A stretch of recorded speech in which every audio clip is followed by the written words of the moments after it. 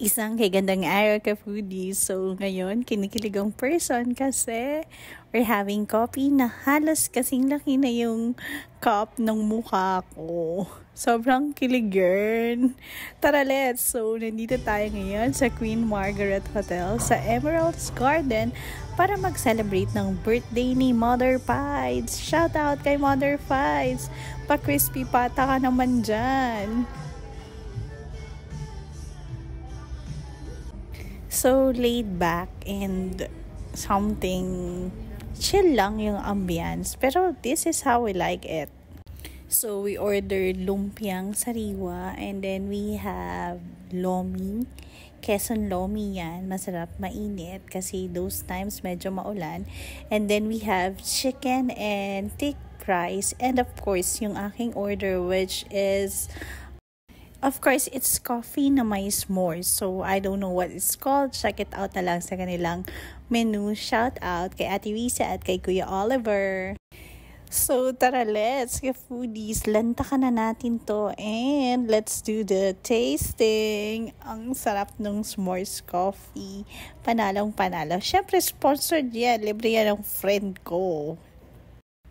Parang siya matapang and hot. Kaya kang paglaban. Uy! Eme lang yun, sis. The lomi is superb. Gusto ko to. Namimiss ko na yun sa Casa Plaza. So, this one is a shala version of that. Masarap, panalo.